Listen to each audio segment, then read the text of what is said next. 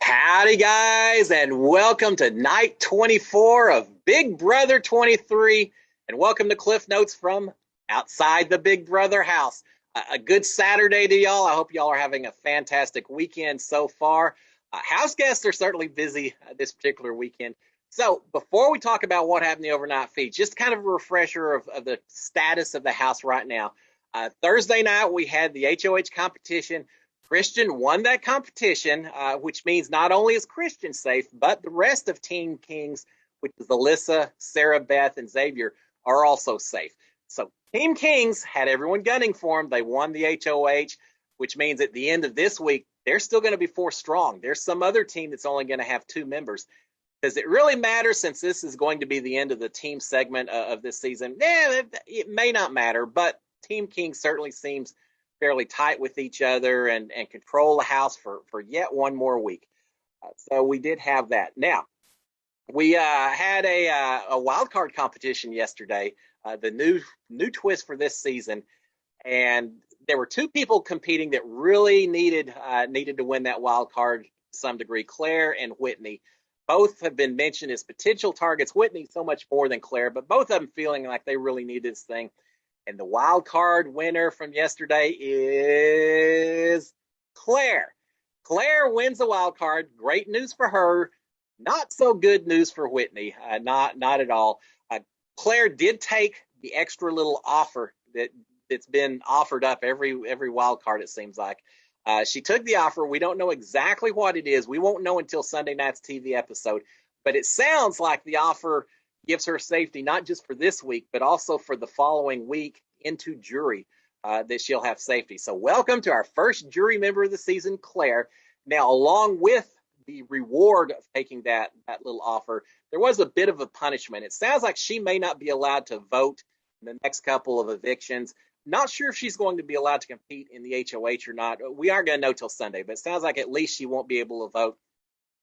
I guarantee you, I think everyone in the house would certainly take 2 weeks of safety and give up voting.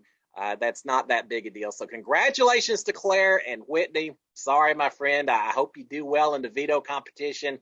From your game standpoint, it's incredibly important, I do believe. All right, so before we had nominations yesterday, we had a lot of meetings taking place. And basically, the takeaway is that Whitney and Hannah seemed to be the consensus choice that everyone was promoting is who needs to go on the block. Whitney was saying, don't put me on the block. Yeah, Christian, go after Kylan. Kylan has contacts with everyone in this house. He's got such a great social game. He's your threat. He's the one that needs to go up. Don't think anyone's really buying it. Well, it's not that's not true. It is true. But Hannah and Whitney were the consensus pick. The big question was just going to be who is the main target? Who are they going for this week? And it really breaks down into the Cookout. The Cookout Alliance members are really trying to protect Hannah by going after Whitney, while the non-Cookout members, for the most part, seem to be more inclined to vote Hannah out this week. So, a little division we continue to see forming. One conversation worth mentioning, Christian is talking to Kylan for the nominations, and Kylan is saying that, look, Whitney's got to be, or Christian is telling Kylan that Whitney is the target and that Hannah is the pawn. But he's going to make it sound like just the opposite when he does his nominations. He's going to make it sound like Hannah's the one being targeted, make Whitney feel a little more relaxed. Maybe she won't fight quite as hard in a veto competition. You know how it goes. So he's going to, I don't think Whitney's going to buy it, but Christian's going to act like Hannah's the target in the way he does the speech. Why does everyone think that the HOH has all this power once the nomination's been made? Yeah, you still have the veto and the potential renomination, but once that happens, at that point, the HOH really doesn't have any power. They don't even have a vote the following Thursday. But Christian is very much acting and talking as though whatever he decides is going to be the main target is who may go home this week. It's not the way it's going to work. And because of that, I truly think that the Cookout Alliance is going to win out in the end, and I think Whitney's game is in much more danger than Hannah's, assuming that they're the 2 on the block. Now, Kylan is throwing Brittany under the bus. He's saying, look, Christian, you need to know that the Kings are Whitney's target, and more specifically, if Whitney was to win HOH, you and Xavier are the ones that she's going after. So just keep that in mind when you're trying to decide who you want to put up there as the main target. So we've got that. At that point, we go to the nominations themselves. We lose the live feeds for a little while. When they come back, no big surprise. The nominations are just as we expected. Whitney and Hannah are on the block. And again, there's some people advocating for each of them to go home. We'll see what happens over the next few days. So on to the post-nomination feeds. We've got one conversation, Whitney talking to DerekF, and she's saying, look, if I don't win this veto, I am going home. Yeah, I agree with Whitney. I think she will be. I think the Cookout Alliance will make sure of that if she stays on the block. So she knows where it's at. She understands. And you can watch just her body language throughout the evening. We saw that on Thursday night, that she was kind of off in a room by herself for a little while right after the feeds came back. Yesterday, there was some tryouts for some singing auditions. We'll talk about that. But she was kind of standing off to the side watching everyone. She just didn't seem to be as involved. So Whitney's body language and her conversation suggest that she knows she's going to be the big target this week. Again, makes that veto very important. We've got Whitney and Hannah talking, the two nominees. They're both thinking that if either one of them manages to come off the block, wins a veto and comes off, that DerekX could easily be the backdoor nomination. And I don't think they're wrong. I think that if it comes down to either one of them getting removed, DerekX or Brittany, either one could end up on the block. Brittany is not a member of the Cookout Alliance or the royal family, so she's really off on an island without a lot of connections, other than the Jokers, which aren't having a whole lot of influence in the house right now. So Brittany's very much on an island. I could easily see DerekX or Brittany, either one, going up. But Hannah or Whitney have to win the veto first for either of those to happen. Whitney, and this bothers me a little bit, Whitney is telling Hannah that if it ends up being her and DerekX on the block together, that she would just as soon see DerekX keep playing and she'd be happy to go on home and to see her kids. No, I don't want to hear anyone giving up in this game. That's not what Big Brother's about. I don't care whether it's someone I'm cheering for 100% or I'm cheering against 100%. I want everyone fighting every second they've got in the house. So I don't like hearing that from Whitney. I'm wondering, though, is she saying this because she really is feeling a little bit defeated? And that's a possibility. But it also could be that she's downplaying her fighting spirit, that she's trying to make Hannah feel a little bit more comfortable. So maybe Hannah doesn't fight quite as hard in a veto, doesn't campaign quite as much. I'm holding out hope that there's a little bit of that involved as well. You don't give up in this game. You don't ever give up. Whitney is a little upset. She's saying, look, I was cuddling with Xavier just an hour before the nominations, and he didn't give me a heads up that I was going on the block. He didn't say anything to me. So she's feeling a little bit betrayed by that.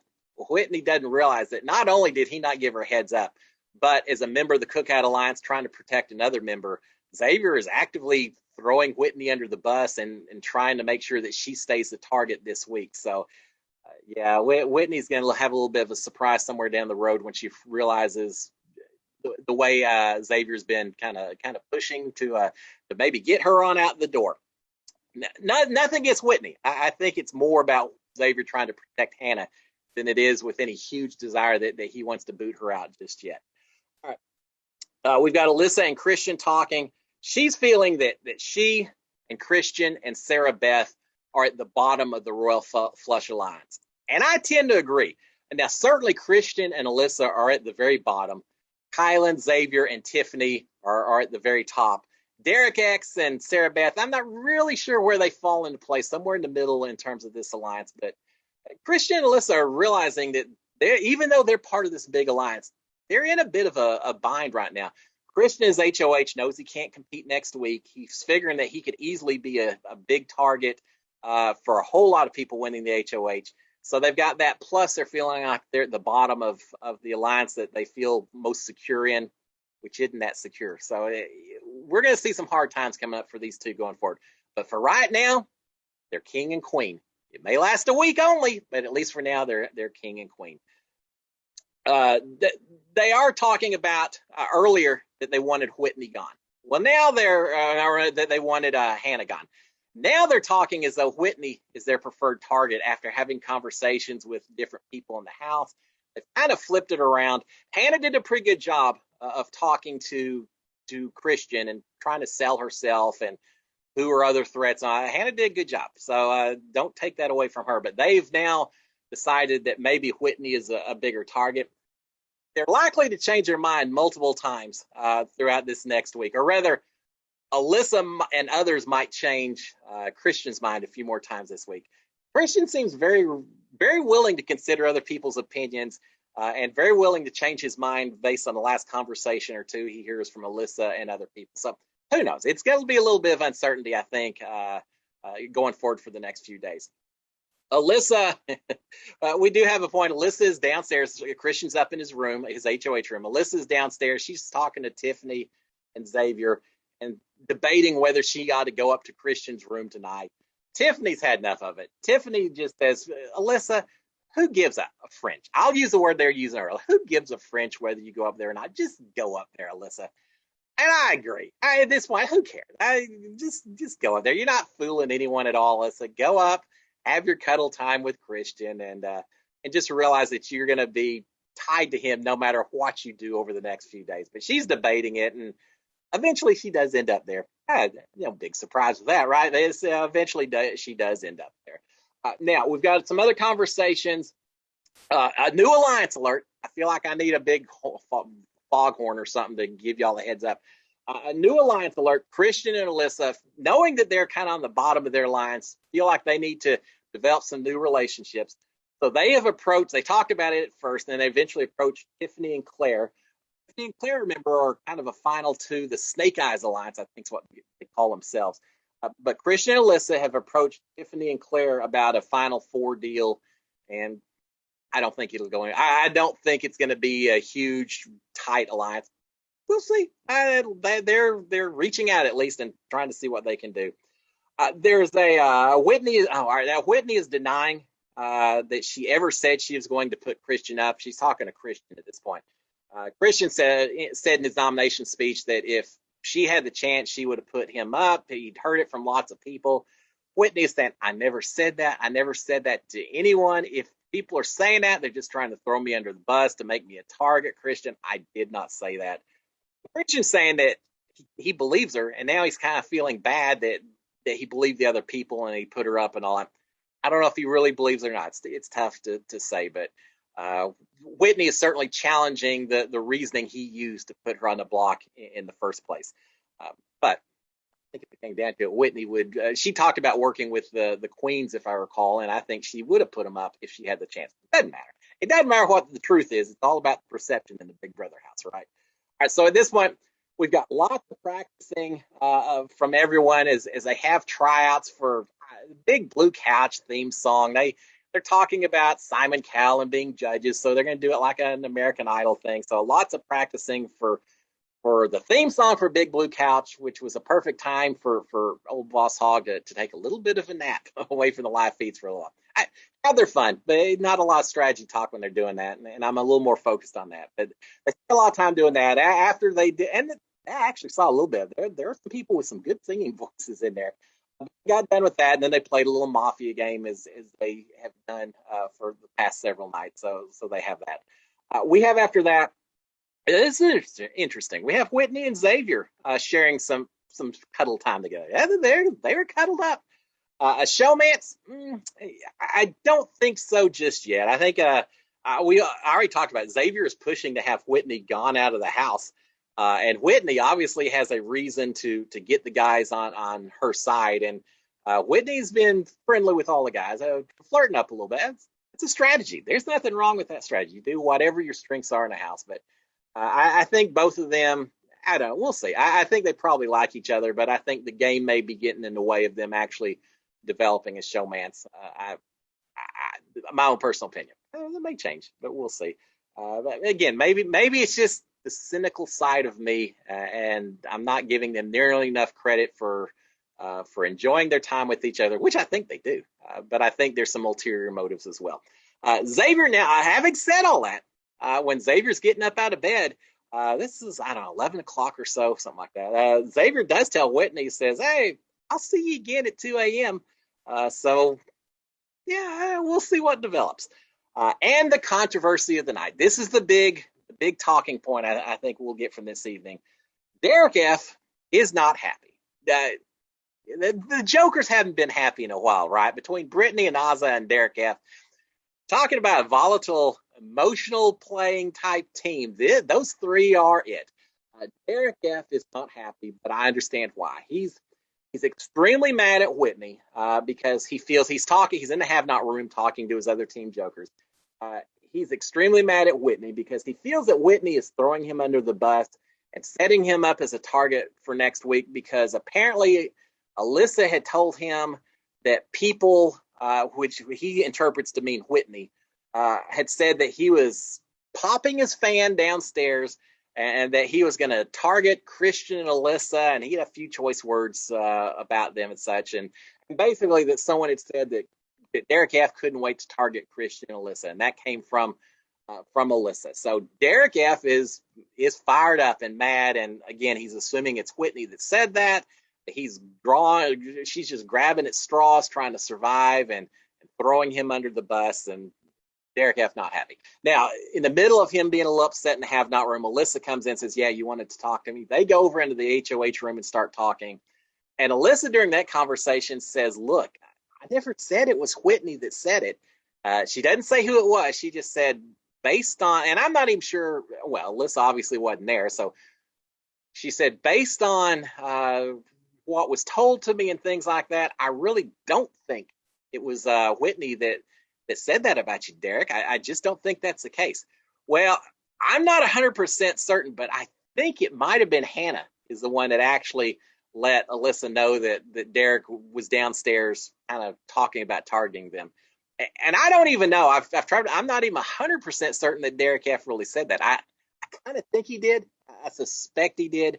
But I don't know that for 100%. But as I said before, facts don't matter so much in the Big Brother world as reality and perception, as perceptions matter much more than facts. So I think he probably said it at some point, and I think Hannah may be the one that passed that on to Alyssa. But again, he thinks it's Whitney. He's upset. Alyssa's trying to get him calmed down. She won't say who it was. She's just saying, look, I'm not going to say who it was, but I don't think it was Whitney. I don't think it was Whitney that kind of snitched on you, DerekF. So we've got that. Later, she's recounting the story to Christian while this non-showmance showmance is in bed in the HOH room together. She's telling Christian about it, and she's mentioning the fact that she told DerekF that it wasn't Whitney, but she didn't tell him who it actually was that snitched on him. But she does mention to him, and I think it's pretty smart. She says, look, if he wins HOH and he's getting ready to pick some people for nomination, at that point, I may tell him who actually stitched on him, told us about him downstairs saying he was going to target the two of us. That's smart. I hold on to that information until you need it. If DerekF does win a competition, wait until right before the nominations, mention that to him, get them all fired up.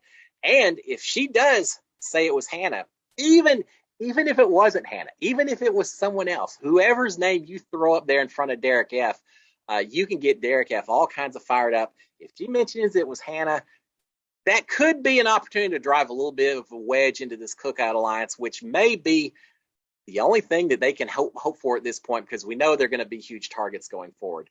I'll be curious to see what she does with that information on down the road.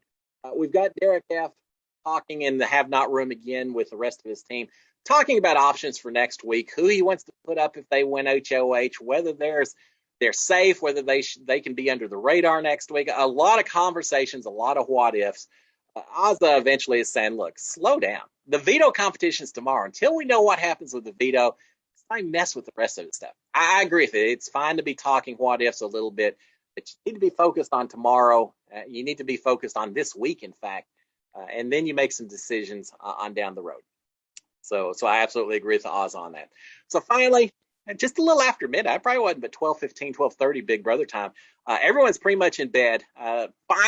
Finally, they go to bed a little bit early, trying to get some sleep because we've got the veto competition going on today. Very important competition. There's certainly going to be people fighting for it. Now, a little heads up because I'm a little late getting this out today. Saturday and all that. Give me a break here and there, but a little bit late, and because of that, I happen to know that of all the people competing in the veto today, one of them is going to be DerekX. And that's going to be an interesting, I really want to see what DerekX does with this veto, because he and Hannah are supposed to be tight. If he fights for the veto and he wins it, then he's going to be in an interesting position. Does he take Hannah off, or does he go along with the rest of the royal flush and maybe leave her up there? If he has enough assurances that Hannah's safe, it's all about Whitney. Maybe he does that to show what a game player is. I don't know. It puts him in a tough position. So even if he wants to win and take Hannah off, there's a part of him may just go a little bit slower to make sure that doesn't become an issue for him. Don't know. We're going to find out. We'll have all that information tomorrow, Sunday morning, when we do a recap of what happened overnight, what happened with the veto competition today. So, guys, y'all have a fantastic Saturday. I will talk to y'all again tomorrow. Until then, SKD 143. Cheers, my friends. Bye.